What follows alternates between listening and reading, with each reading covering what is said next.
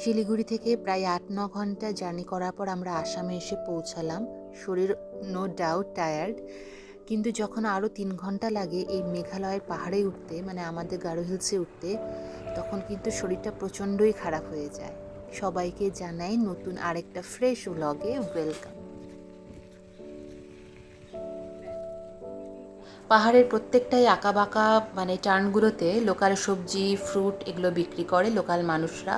অনেকক্ষণ ধরেই ঘ্যান ঘ্যান করছিলাম কিনা আনারস খাবো। ওই টক টক আনারস একটু ঝাল দিয়ে ওরা মেখে দেয়, খুব টেস্টি লাগে খেতে।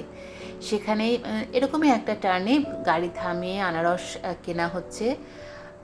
আর এইখানে যে পুচকি মেয়েটা দেখা যাচ্ছে, এটা মানে গারো ভাষায় ওদের বলে নোনো।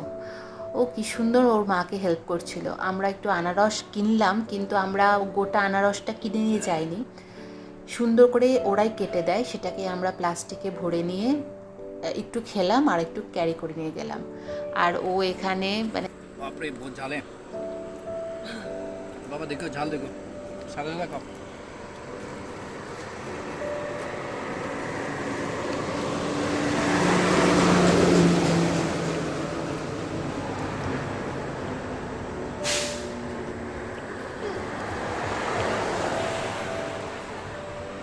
ये गाड़ी है नम नम जो কেটে নিয়ে নি, আমরা পারবো না।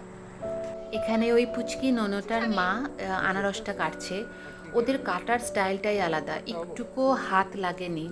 মানে আনারসের বাকলটা ছাড়ালো, সুন্দর করে পিস পিস করে কাটলো। আর যেহেতু আমরা বললাম প্যাকিং করে দিতে, ওরা প্যাকিংও করে দেবে। এখনও বাড়ি পৌঁছায়নি, সন্ধ্যা হয়ে গেছে। সে গাড়ি থামিয়ে একটা জমজমাট বাজারে একটুখানি ঘোরাফেরা করছি, কেননা আমরা যতটা টায়ার্ড হই, যে গাড়ি চালায় মানে ওদের পাপা প্রচণ্ডই টায়ার্ড হয়ে যায়, ঘুম চলে আসে তার।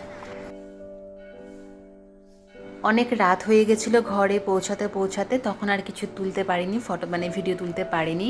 আজকে হচ্ছে একটা ফ্রেশ মর্নিং। আজকে আমিও কাজে যাব, মেয়েও স্কুলে যাবে, আর ওর পাপাও অফিস যাবে।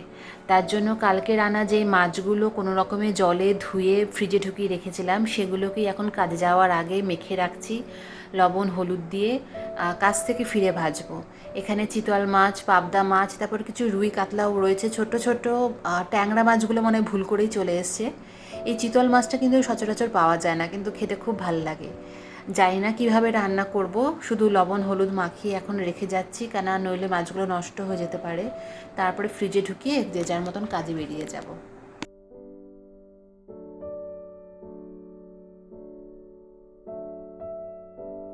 Years, the pass percentage mirrors 11.76. The last one, philosophy, the number of students appeared 18, first division. প্রজেক্টের জন্য স্কুলের ডায়েরিতে লিখে দিয়েছি কিছু জিনিস কিনতে লাগবে। সেই বিকালবেলা আমি আর আমার ছোট কন্যা আবার চললাম বাজারে, মানে সামনের বাজারে টুকটাক জিনিসগুলো কিনে আনার জন্য। আর আমাকে বলেই যাচ্ছে ওর একটা ম্যাজিক বক্স পেন্সিল বক্স লাগবে, ম্যাজিক পেন্সিল বক্স। সেটাই আমাকে কনভিন্স করার চেষ্টা করছে, যাতে, কারণ ওর বন্ধুর আছে, ওনার এখন সেটা লাগবে। দেখি ওর ম্যাজিক পেন্সিল বক্স পাই কি না। তবে ভিডিওটা আজকে এখানেই শেষ করলাম। তোমাদের সঙ্গে দেখা হবে নতুন আরেকটা দিনে আরেকটা ব্লগে। Till then, bye bye and have a great day.